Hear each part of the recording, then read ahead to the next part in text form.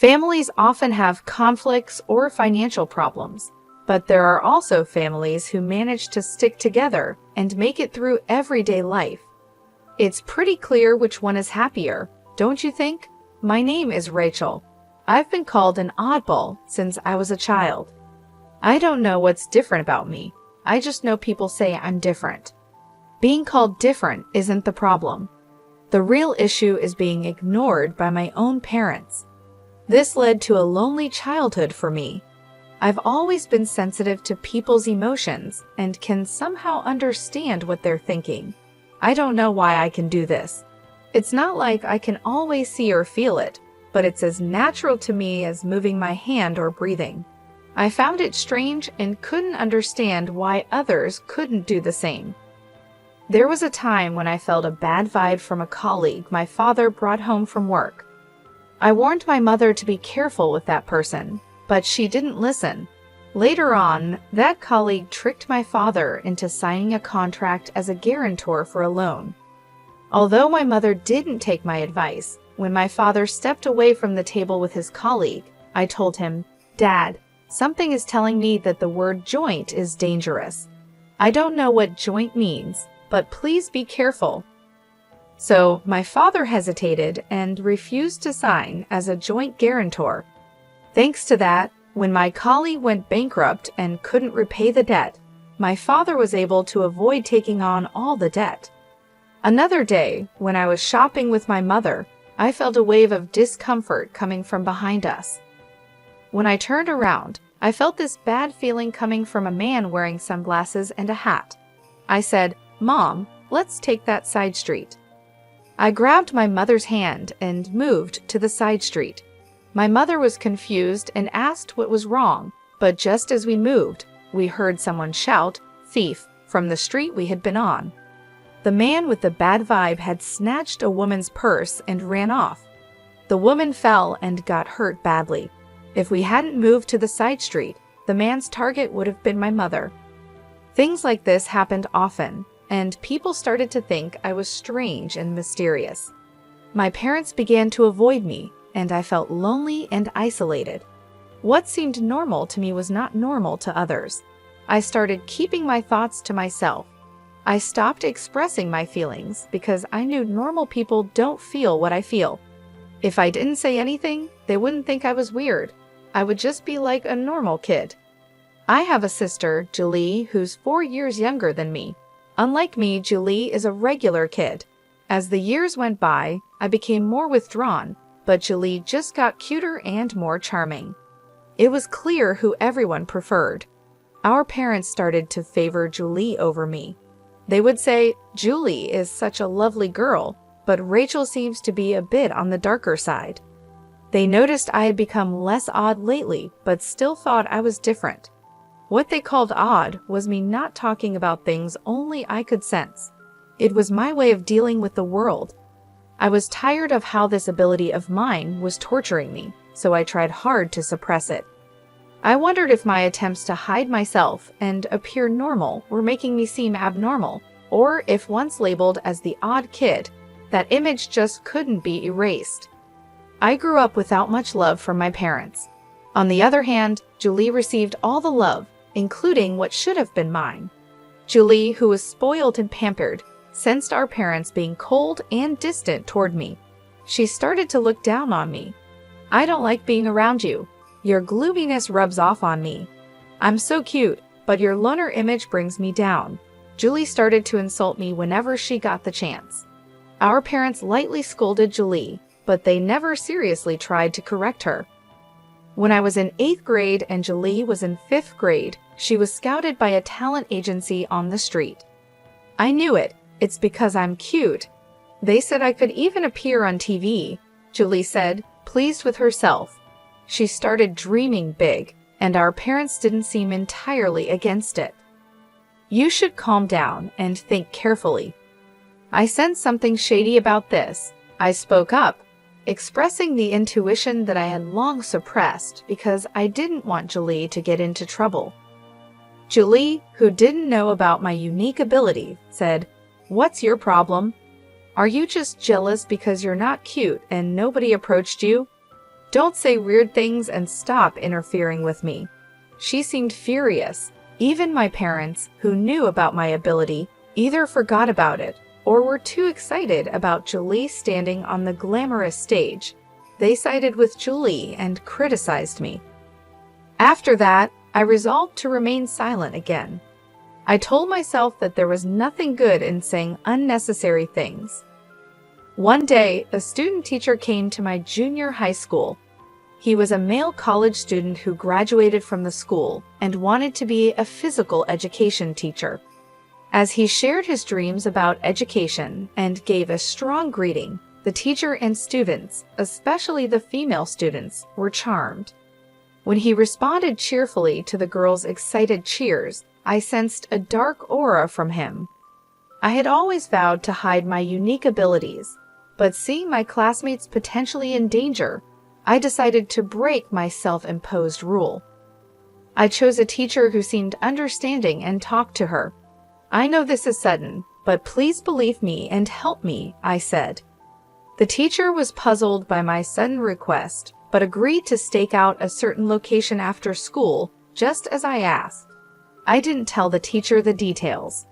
I had no reason to think she would believe me, but the fact that she agreed to help without any explanation made me think she wasn't an ordinary person either. The next day, the school was in an uproar. The male student teacher was arrested for violating a public nuisance prevention ordinance. The location where the teacher staked out was near the girls' restroom.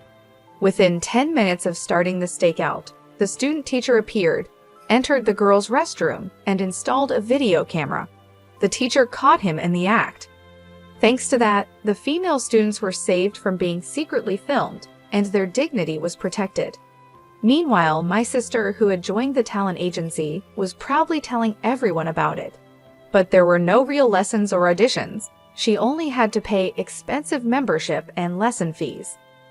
Then, suddenly, the agency closed down, leaving an empty shell. In short, my sister was scammed.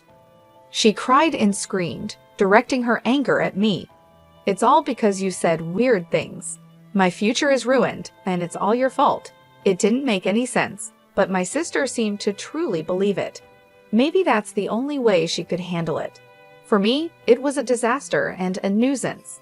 Our parents didn't say such unreasonable things, but their attitude became more distant toward me and more supportive of my sister.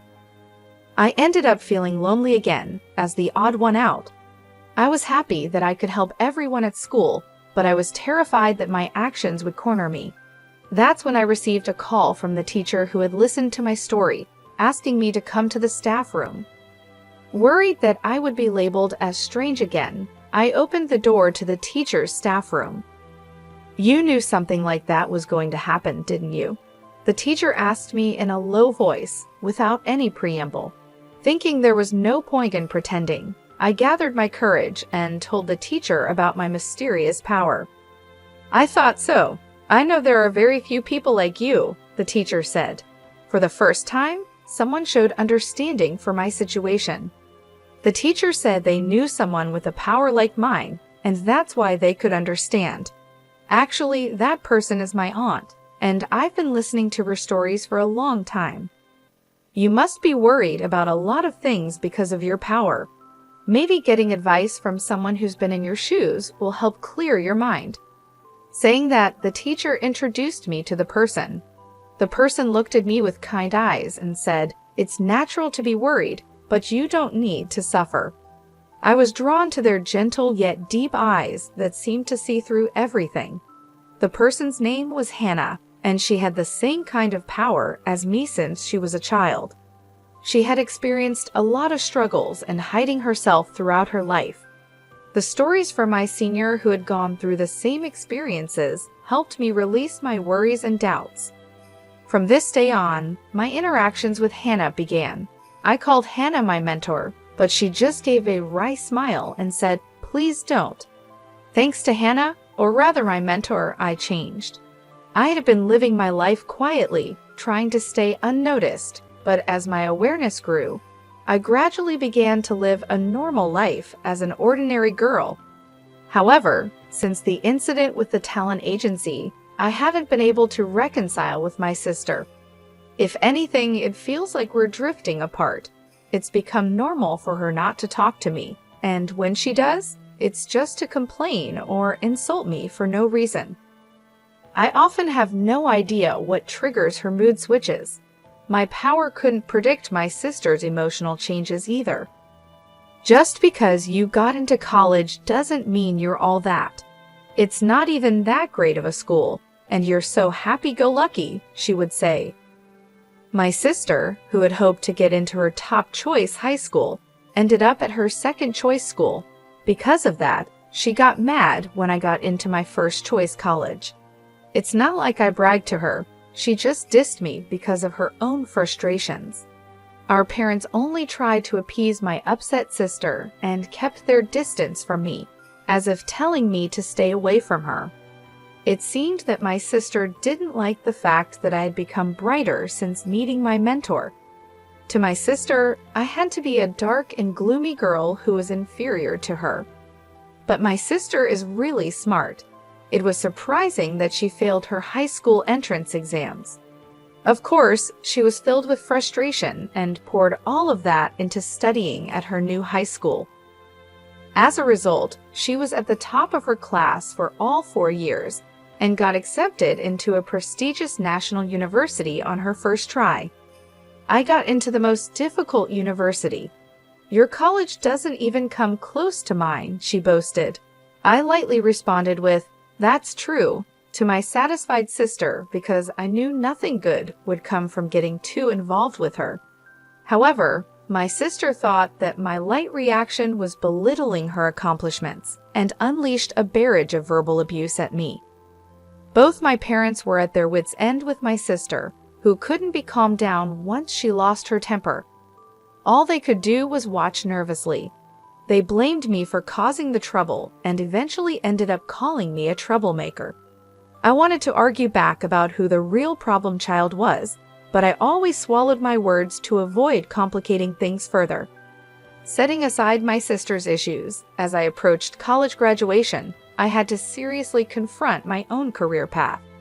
I was no longer as introverted as I used to be.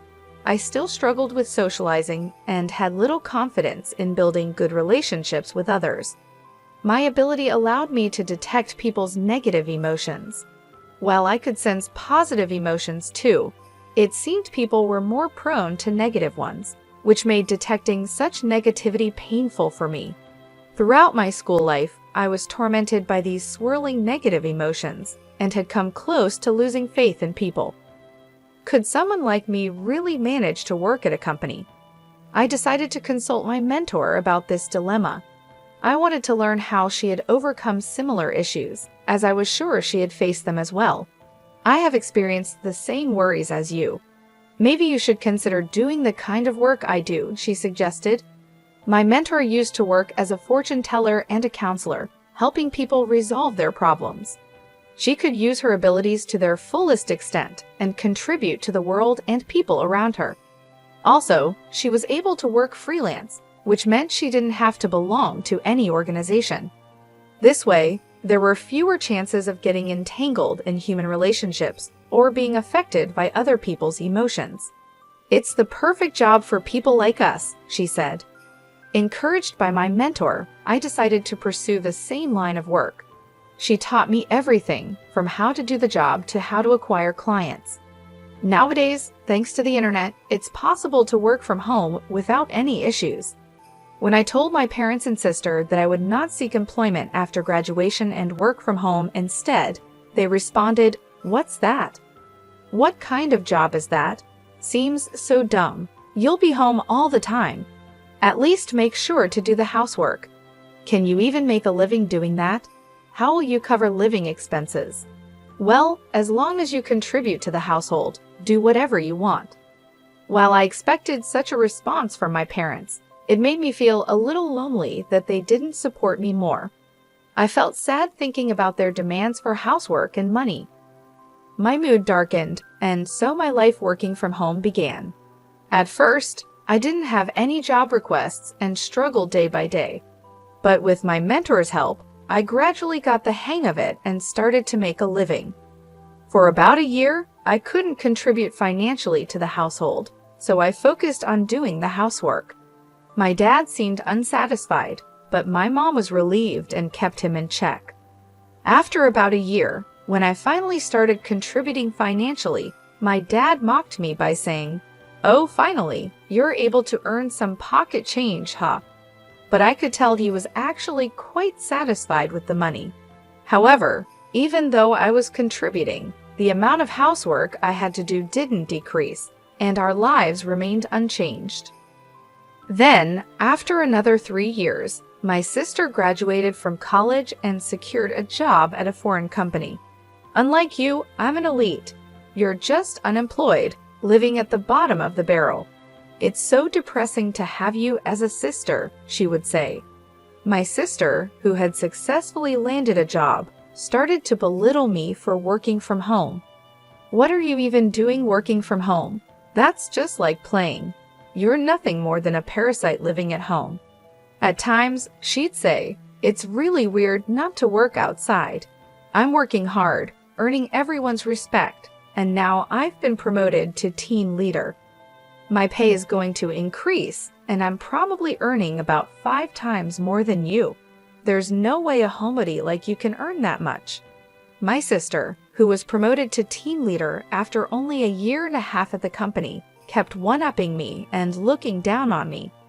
She boasted about her good salary, but hardly contributed any money to the household and didn't help with the chores at all. Laundry, cleaning, preparing meals, everything was dumped onto Mom and me. When I say Mom and me, Mom mostly left it to me, so I was basically doing everything. Whenever I said to her, "Julie, you should take care of yourself a little. You shouldn't just spend all your money on fun. You should contribute to the household too," she just dismissed me, saying, "You, the unemployed, can handle the chores.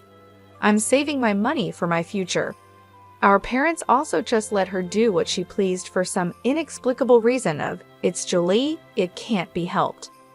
I was used to my current lifestyle, and it was a comfortable environment for me to work, so I wanted to keep it that way. But I was starting to consider how to take care of myself. Then came the bombshell announcement from my sister. Without any prior warning, both our parents and I were taken aback as she continued, "He's a real elite with an annual income." She sneered at me and added, "Marriage is just a pipe dream for someone unemployed like you, isn't it?" She said she would bring her boyfriend over the next Sunday. With the rapid succession of sudden developments, Sunday came, and we were still reeling. The man my sister brought along looked like a successful young man, impeccably dressed in a sharp suit. "Nice to meet you. My name is Jack," he said. "I would like to ask for your permission to marry Julie," Jack said, greeting us properly and showing good manners. "Isn't he wonderful? Just as I said, I'm going to be so happy with this man," Julie gushed. "So Jack, what do you do for a living?" Dad managed to ask, clearly impressed by Jack's presence. "Yes, I'm currently training at a company that my father knows," Jack replied. We were puzzled by the word training, and then Julie said gleefully, "His father is the president. He's training now to take over the presidency in the future." My sister seemed over the moon about becoming a future president's wife. Afterward, we had various conversations, and Jack left stylishly. There were a few things that made me raise an eyebrow during the conversation, but my parents were thrilled with the high-status man. However, I felt an inexplicable dark shadow from that seemingly refreshing and good-natured man, Jack. It was something only I could sense, so I didn't know how to explain it. I could no longer remain silent, fearing that marrying a man with hidden issues would make my sister unhappy. "Julie, you've only been dating him for less than 4 months. You might want to understand him a little more before deciding to get married," I cautioned, driven by a strong gut feeling. "Sis, he's an elite and a future CEO. You won't find anyone better than him." "Oh, I see. You're jealous, aren't you? You're bitter because you're comparing your life to my happy one." "Poor jobless sis," she retorted. Even our parents got angry at me for interfering with Julie's happiness. You're just unemployed, so at the very least, stop interfering with your sister's happiness, they said. It was clear that our parents were hoping to secure a comfortable old age by marrying Julie off to a wealthy man. Frustrated by my inability to effectively communicate my concern about the dark shadow I sensed looming over Julie, my head was spinning. In the meantime, the two got engaged, and a meeting between both families took place. Jack's parents, like him, carried an air of freshness about them, but I felt the same ominous cloud hidden behind them. However, I was unable to convey this danger to my overjoyed sister and parents. Before I knew it, the day of the wedding had arrived. The CEO of our company is attending today's reception. Can you comprehend how much I'm appreciated and anticipated in my company? I guess it's a kind of honor that a shut-in like you wouldn't understand, my sister said gleefully before leaving the house. She always included some derogatory words directed at me. At the wedding ceremony held at a hotel, the couple who pledged eternal love to each other entered the reception hall. Watching my sister, who was beaming with joy, I worried about how long this happiness would last. As my sister mentioned, the CEO made a keynote speech, full of praise for her, which delighted her. Once the speeches were over, food and drinks were served to each table. There were all sorts of delicious-looking dishes, but I started to feel a sense of discomfort. Gradually, I realized that no dishes were being served in front of me. At first, I thought my meal was just late, but other tables were already being served drinks, appetizers, and so on, one after another. Clearly, something was off. Nothing was being delivered to me. People at the same table began to notice this oddity and started whispering among themselves. At that moment, my sister came over to me and whispered into my ear with laughter in her voice. We didn't prepare free meals for the unemployed. After all, it's such a waste to serve such food to a jobless person. You should just eat potato chips at home. Just leave your gift money and go home. This outrageous remark was spoken loudly in my ear, and my ears rang. Jack, sitting at the groom's table, was grinning and nodding. Even our parents, who at first seemed surprised, said, "Well, it's true, Rachel is jobless after all." I was first taken aback, then a wave of anger surged up within me. I never thought you'd stoop this low, sis. Mom and Dad, this is unacceptable. How could you accept such rudeness? My parents just scowled at me, never bothering to reprimand my sister. Fine, I get it. I'm leaving, but don't come crying to me later, I said. You sound like a sore loser, she shot back. Amidst the chaos of this unbelievable turn of events, a man suddenly stood up. Sorry to interrupt. I'm the groom's brother, Larry. My brother and parents are trash, but it seems the bride is even worse. I can't take it anymore, said the man who introduced himself as Larry. He continued, Dad, your company went bankrupt 5 months ago, didn't it? Pretending to still be a CEO is just a scheme to mooch off the bride and her family. Jack will never become a CEO. He's planning to leech off his wife while pretending otherwise. He's unemployed now. Larry's words caused a commotion among the guests, but my sister was the most heated. What do you mean you lied to me? What do you mean unemployed? She demanded, her face turning from red to blue, her eyes welling up with tears. Our parents, their assumptions proven wrong, began to yell and curse. The anguished cries of my family echoed throughout the venue. The groom and his parents remained silent, looking sulky.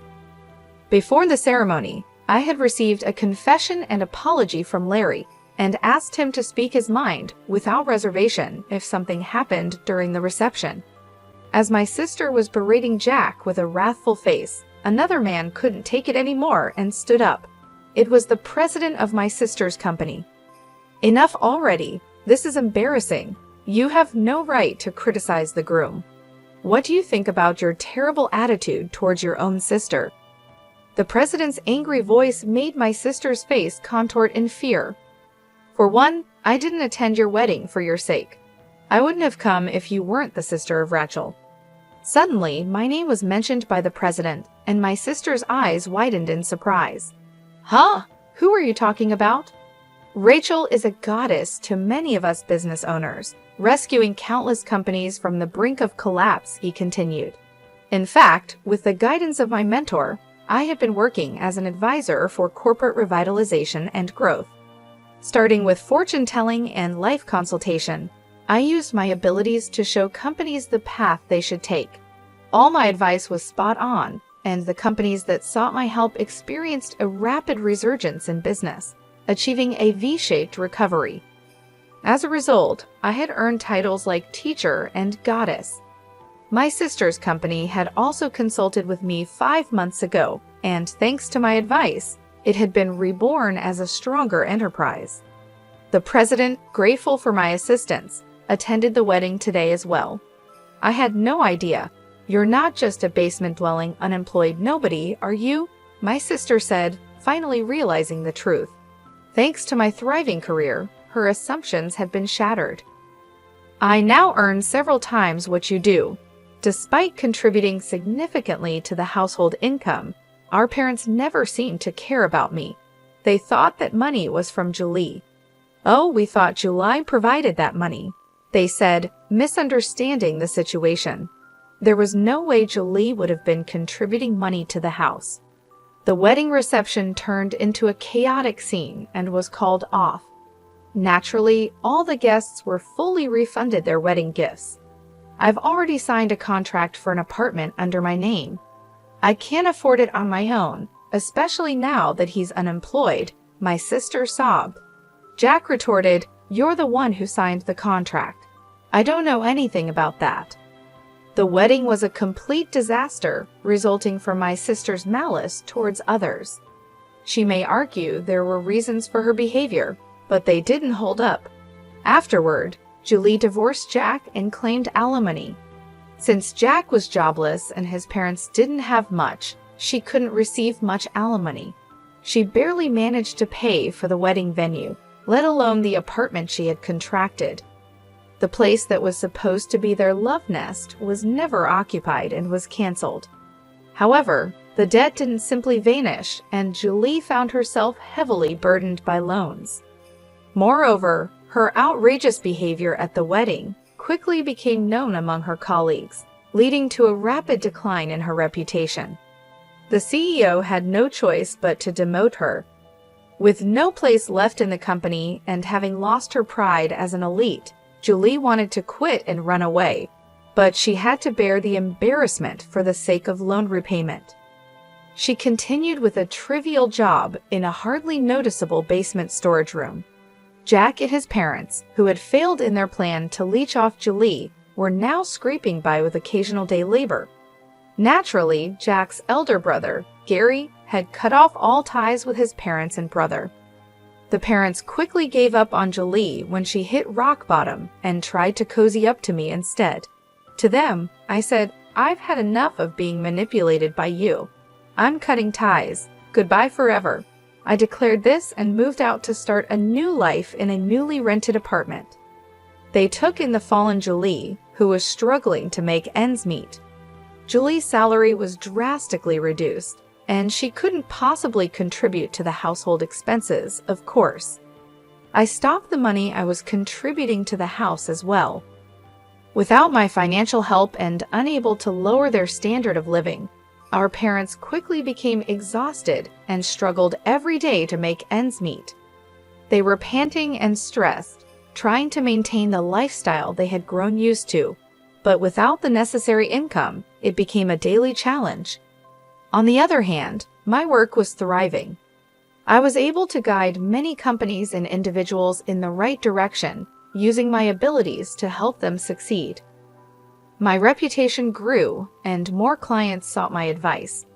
This success brought me a sense of fulfillment and financial stability.